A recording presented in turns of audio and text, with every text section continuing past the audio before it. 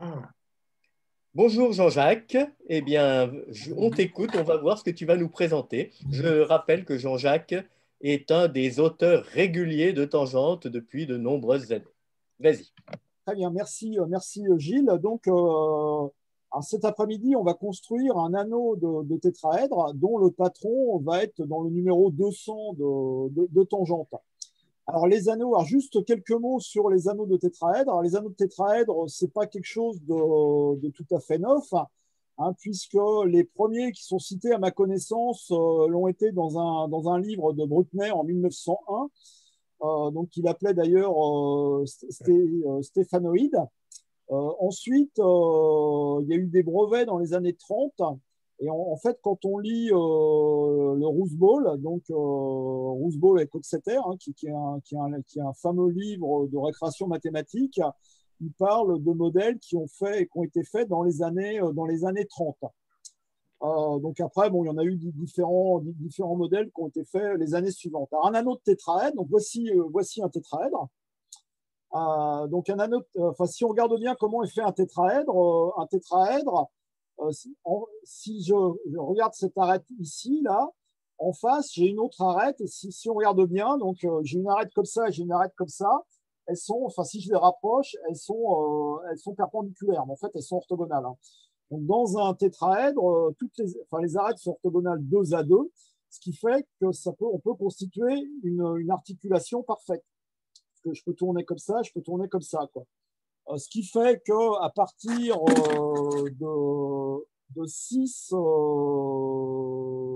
tétraèdres, on peut faire un anneau qui bouge. Alors, vous voyez, avec 6 tétraèdres, ça va bouger juste un petit peu, quoi. À partir de 8, en fait, on peut faire un anneau qui tourne complètement et indéfiniment. Donc ça, c'est assez intéressant. Et là, ce que je vous propose cet après-midi, c'est qu'on va faire un anneau avec 10 tétraèdres. Alors, l'avantage de l'anneau avec 10 tétraèdres, c'est qu'on a une magnifique étoile à 5 branches au milieu, quoi. Donc, voilà. Alors, après, on peut en faire à plusieurs. Alors, si vous avez téléchargé votre patron, donc là, c'est la première page du patron, et là, la deuxième page du patron, qui, je rappelle, sera dans le numéro 200 de Tangente, on va pouvoir construire cet anneau. Alors, dans un premier temps, ce qu'on va faire, c'est qu'on va découper le patron, on va découper tout le tour. Sur le patron, c'est une ligne continue rouge. Il ne faut surtout jamais rien découper à l'intérieur, hein. Donc, nous, on va découper ici, là, on va faire le tour, et en fait, on ne découpe jamais rien à l'intérieur. Alors, on va y aller. Donc, voilà.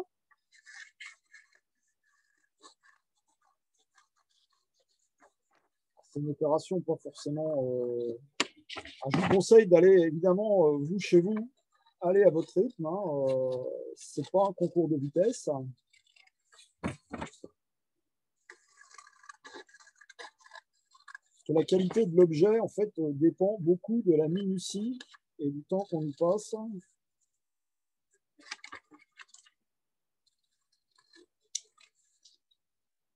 Donc voilà.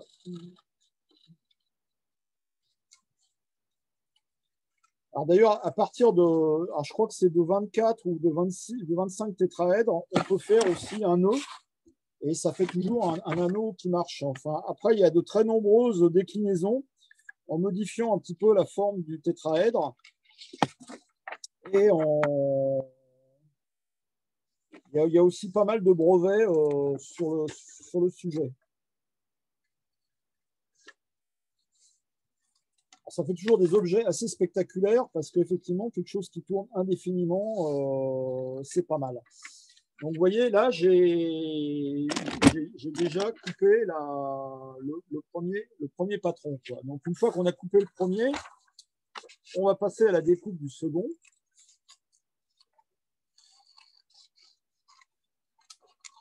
Voilà, donc je vais remettre.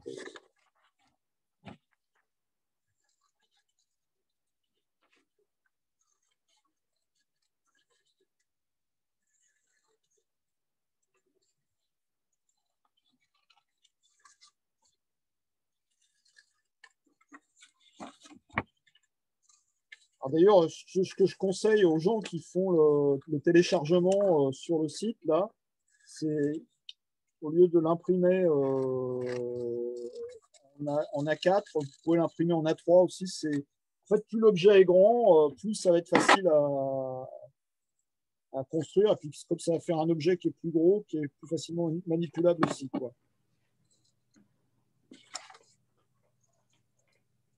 Donc voilà. Alors toujours aussi une petite consigne de sécurité. Si vous faites faire ça par des enfants, bah, il faut toujours qu'il y ait un adulte à côté d'eux. Et il faut utiliser des ciseaux, surtout pas de cutter et de choses comme ça. Mais même quand ils utilisent des ciseaux, il faut toujours être à côté, quoi, parce que bon, on ne sait jamais trop ce qui peut se passer, quoi. Il faut toujours être prudent avec les instruments de découpe. Donc, vous voyez, on a découpé nos deux patrons, là, donc le premier et le deuxième. Alors ensuite, la deuxième étape, c'est le marquage des plis.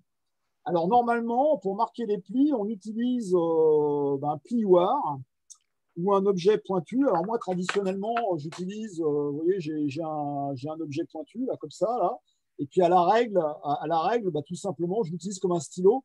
Alors, il y a toujours un bon truc, c'est d'utiliser une pointe bic usagée qui ne marche plus. Comme c'est une pointe qui est très très dure, ça va pouvoir vous marquer le papier, quoi. Alors nous, comme là, on n'a pas forcément tout ça sous la main, ce qu'on va faire, on va le plier à la main. Alors, ce que je vous conseille, alors là, regardez-moi là. En fait, il faut toujours prendre le papier à deux mains et à chaque fois entre deux doigts. Alors, ce que vous avez remarqué, c'est que sur le patron, il y a des traits pointillés tout fins et des tirets. Alors, les tirets vont correspondre à des plis vallées et les autres à des plis montagnes. Alors là, par exemple, on va commencer. Jean-Jacques, excuse-moi, oui, voilà, Voilà. on voit beaucoup plus disons, ton t-shirt que le papier, voilà. Voilà, donc là, on pousse le papier à deux mains. Il faut toujours travailler à deux mains, hein. Voilà, on fait le pli, on marque le pli, on peut le retourner le pli, hein. Donc là, comme c'est un pli, vous voyez, donc là, c'est vraiment un pli vallé là, qui se fait comme ça, quoi. Donc, alors ça, c'est l'opération en fait la plus longue et la plus pénible du montage, là, puisqu'il y a pas mal de plis, hein. Donc, il faut vraiment. Là, c'est pareil. Moi, je vais un peu vite là, pour la vidéo, là, mais vous, chez vous, n'hésitez pas à aller beaucoup plus doucement, quoi. Parce que sinon.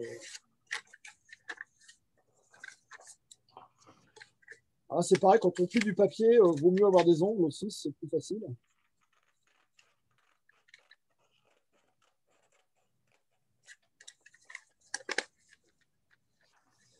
Voilà, et puis il ne faut pas oublier de faire les plis des languettes aussi, hein. Parce qu'après, sinon, ça va pas bien marcher. Voilà.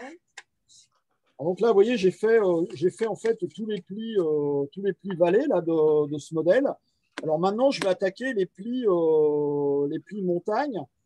Alors c'est pareil, en fait, je suis toujours une direction, quoi. C'est-à-dire que là, vous voyez, je suis en train de faire cette direction-là. Là, je vais faire une qui est beaucoup plus grande, là. En fait, c'est une question aussi un peu d'optimisation du temps. Alors, c'est pareil, vaut mieux imprimer votre modèle aussi sur du papier fort, hein. Moi, je préconise l'utilisation du 160 grammes. Le 160 grammes a le bon goût d'être suffisamment rigide pour faire des objets assez rigides. Et il n'est pas trop épais, donc il passe bien dans les imprimantes, il se découpe bien, quoi. Donc, vous voyez, là, je continue. Alors, ça, c'est vraiment l'opération la plus longue, hein, de ce montage-là. Alors, une fois que j'ai fait dans un sens, alors là, vous voyez, là, donc je refais voir. Bon, là, vous voyez, j'ai fait tous ceux qui étaient comme ça, là. Et ben, maintenant, je vais faire tous ceux qui sont comme ça, en fait, qui sont dans l'autre sens, quoi. Alors, voilà, on revient ici, là. Le problème, c'est que je ne peux pas me voir, moi, et en même temps, ce que je fais avec mes mains, là. Alors, toujours, quand on a fait un pli, on redéplie, hein. On laisse pas l'objet plié, là, parce qu'après, ça fait des tas. Ça fait des surépaisseurs et c'est pas super top, quoi. Voilà.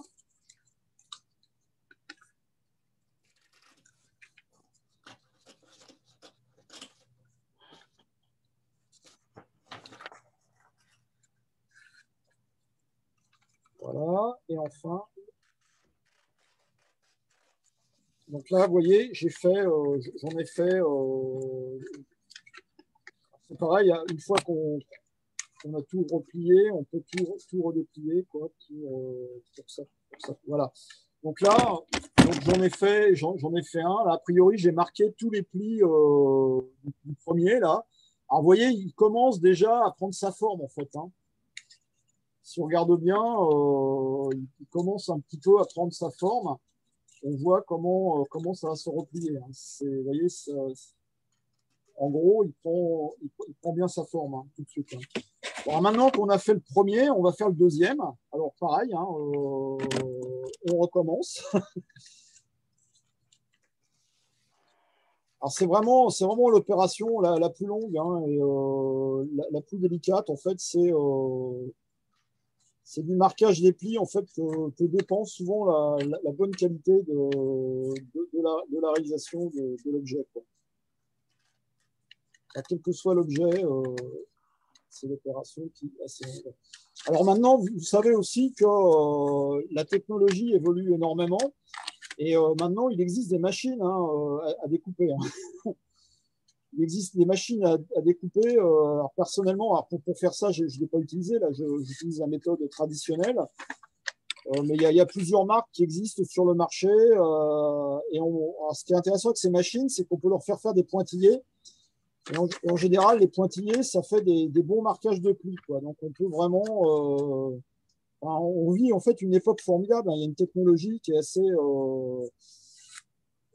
Pour les arts créatifs, on peut vraiment faire des trucs. On peut vraiment bien s'amuser.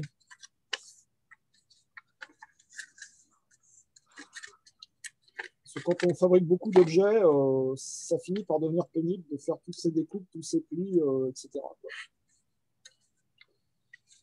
Voilà, donc là j'attaque les plis montagne, là, la deuxième.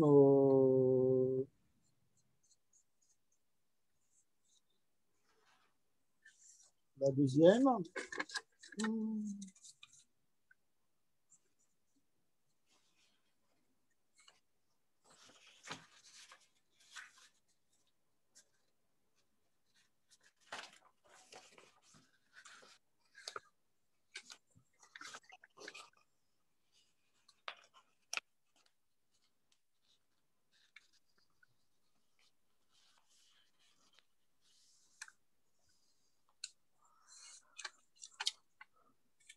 Voilà, et là je vais attaquer le deuxième axe.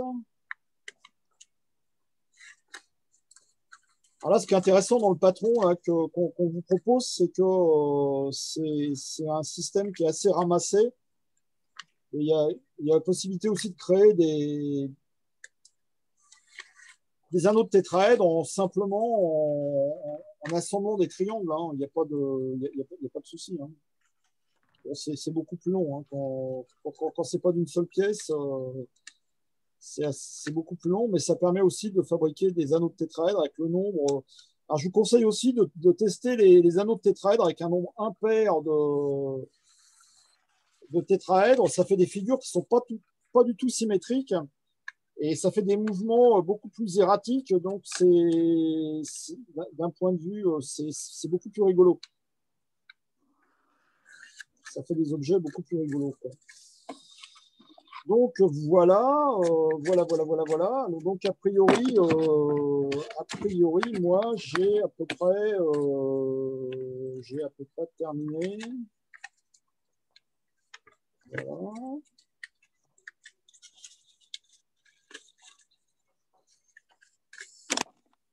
Donc voilà si vous voulez. Donc j'ai ce morceau là et j'ai le deuxième morceau quoi. Ok. Donc maintenant, une fois qu'on a fait ça, on va commencer le collage. Le collage, tout simplement. Alors on va repérer en fait celui où il y a un 1. il y a un triangle sur lequel il y a 1, d'accord? Et donc, à l'autre bout, il y a une languette où il y a marqué A et B. Et sur la languette A, il y a marqué qu'il faut la coller sur 32.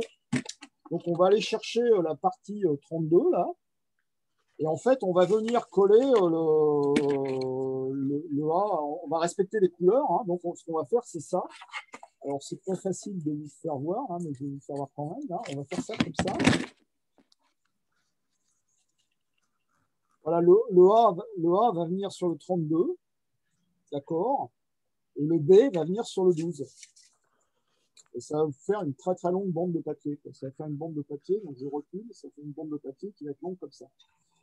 D'accord? Bon, bah, action, alors. Action du collage. Donc, moi, j'ai un tube de colle, tout ce qu'il y a de plus standard. Alors, d'habitude, j'utilise de la colle liquide, là, parce que moi, je suis un gros consommateur. J'achète directement au kilo. Désolé, sur le stand Tangente, on a oublié de dire qu'il fallait venir avec de la colle. Ah, ouais, ouais, ouais, ouais. On aurait pu. On aurait pu. Alors, c'est vrai aussi que j'ai créé des modèles, des modèles où il n'y a pas besoin de colle, où on fait simplement, où on glisse. Alors là c'est pareil, en fait, il faut être très, très, très patient, en fait. Hein. La patience, c'est la vertu cardinale du constructeur d'objets. Moi, je ne suis pas du tout patient, mais voilà. Donc voilà, donc ce qui me fait en fait une très très longue bande là, une fois que c'est assemblé. Alors là maintenant en fait c'est super facile. Il suffit de repérer la languette où il y a marqué C et D là, et en fait on va venir refermer l'objet comme ça, comme ceci. Et donc C sur 38 et D sur 34.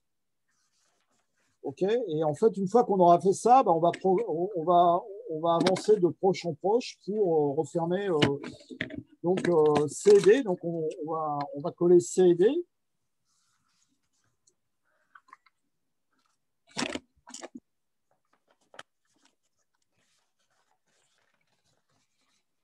Voilà. Alors là, c'est pareil, il faut être assez patient.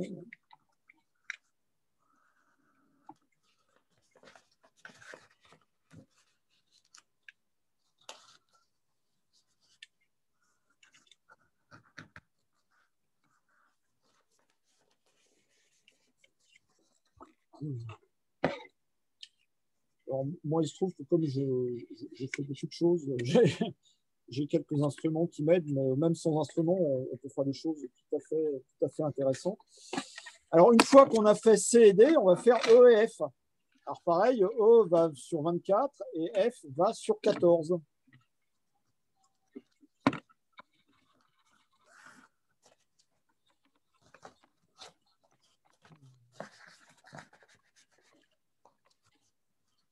Donc, voilà.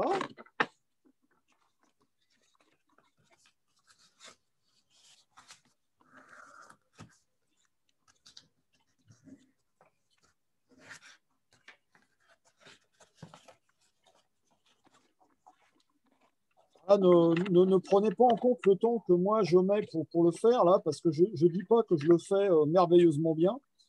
En fait, quand vous ferez ça chez vous, il faut vraiment prendre le temps, il faut vraiment attendre que ça colle bien, enfin, etc. Que ça soit bien positionné. Mais là, c'est pour pas que ça fasse une vidéo qui va durer 3 heures. Donc, j'essaie de me dépêcher. Donc, ensuite, on fait G et H.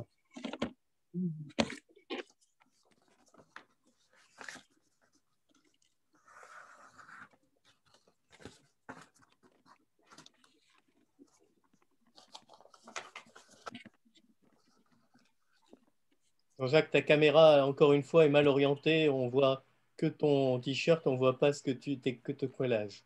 Ton collage. Voilà, voilà. C'est mieux là. Oui, c'est mieux. mais je ne sais pas si tu peux orienter un peu Ah plus non, parce vers que le bas la caméra. c'est la webcam du portable, en fait, quoi. Ah, ouais. Elle est pas. Donc j'essaie de faire au mieux, mais c'est pas toujours facile. Et en fait, c'est une fois que je ne la vois plus, quoi. Ensuite, donc, bah, I et J. Donc, I vient sur 8 et J vient sur 7.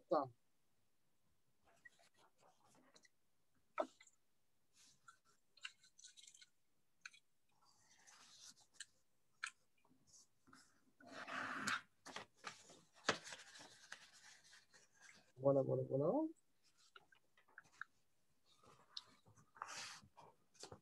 Et enfin, là, on va coller K et L. Alors, K va venir sur 33 et L va venir sur 4.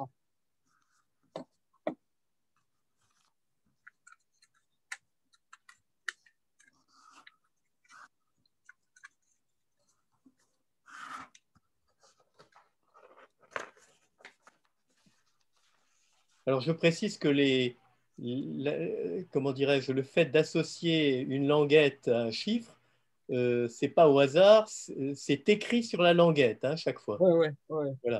Non, je dis ça pour ceux qui n'auraient pas eu le temps encore de découper, enfin d'imprimer ou de découper le patron. Donc, alors, une fois qu'on a fait ça, là, on a une longue bande, une espèce de grand serpent, là. Donc, alors, normalement, si on ne s'est pas trompé, bah, déjà, toutes les couleurs se suivent, hein. C'est-à-dire qu'en fait, il y a, voilà, ça change bien de couleur, là. Et là, maintenant, ce qui vous reste, en fait, c'est que d'un côté, vous voyez, vous avez là, vous avez 26 avec 1. OK. Et de l'autre côté, vous avez, alors moi, ça sort de colle un petit peu. Vous avez M. Alors voilà, M. Et puis N. Eh bien, tout simplement, on va venir mettre, on va venir coller, en fait, on va venir mettre M dans 1 et N dans 38. D'accord? Donc là, c'est pareil, on refait un peu on refait la même chose. Alors, allez pas aussi vite que moi, hein, que moi, ça pas, le modèle ne sera pas, enfin, c'est pas mon modèle définitif, quoi.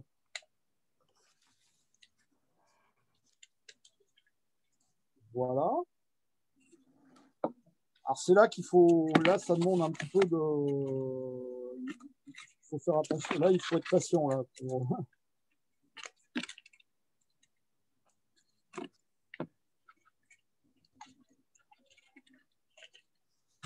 vais vous mettre ça.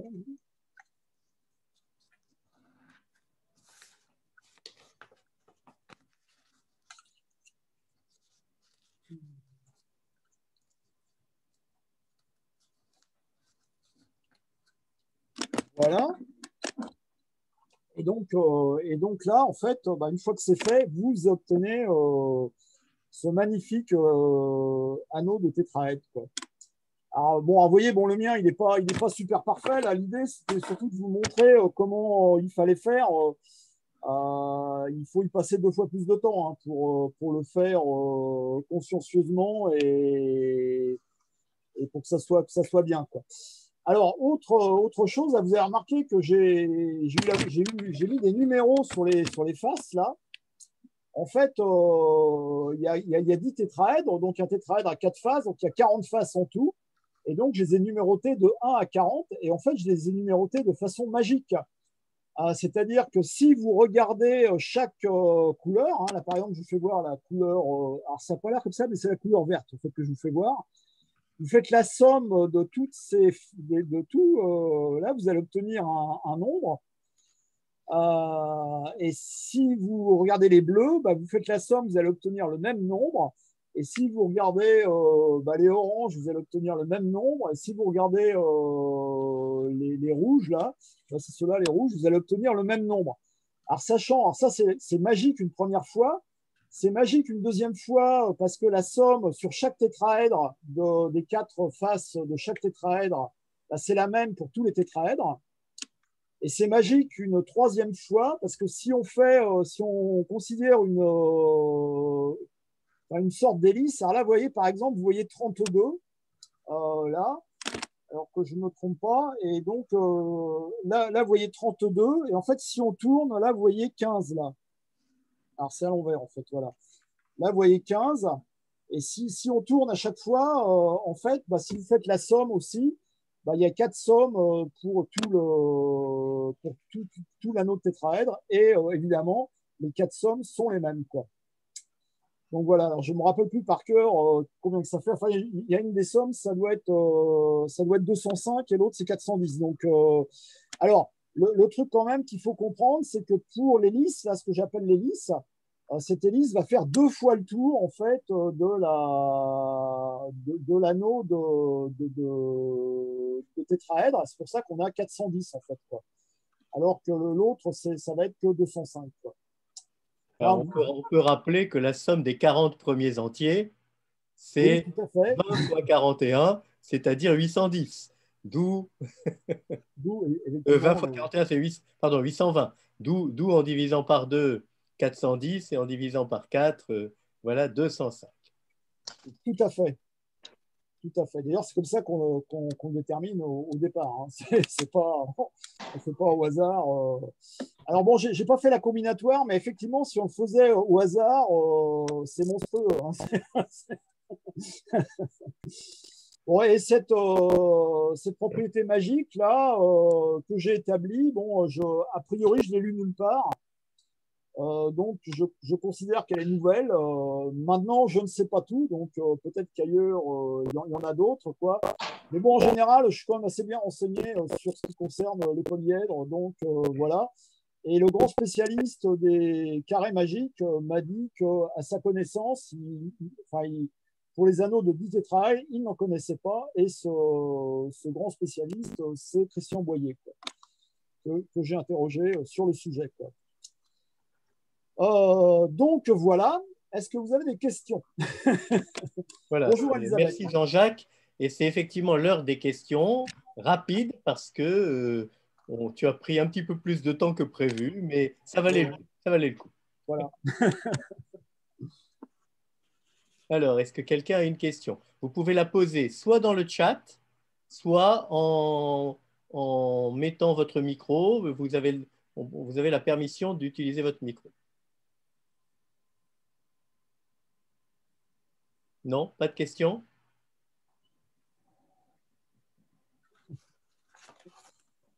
Bon, c'est comme à l'église, hein, soit il y a une question maintenant, soit qui se taise à jamais. Juste pour te remercier, là, j'ai compris à peu près le système.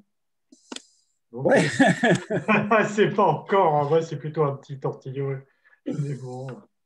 Non, non, mais ce qui est important, c'est de comprendre comment ça s'assemble, et puis après, surtout, bah, d'être capable d'en refaire. Puis, bah, ce qui est intéressant, c'est aussi d'expérimenter, parce que on peut faire tout un tas de modèles. Donc là, je vous en ai montré quelques-uns tout à l'heure. Et c'est un champ qui a été quand même relativement étudié. Et il y a eu pas mal comme je disais tout à l'heure, il y a eu pas mal de publications sur le sujet, il y a eu pas mal de brevets, quoi. Il y a pas mal de choses assez intéressantes, quoi. Voilà. Ok. Eh bien, merci beaucoup Jean-Jacques. Pas de rien. Et puis donc, on va donc cet échange et cette présentation va être enregistrée et passée sur la chaîne YouTube de Tangente. Voilà, merci. Voilà. Bonne journée à vous. Bonne journée.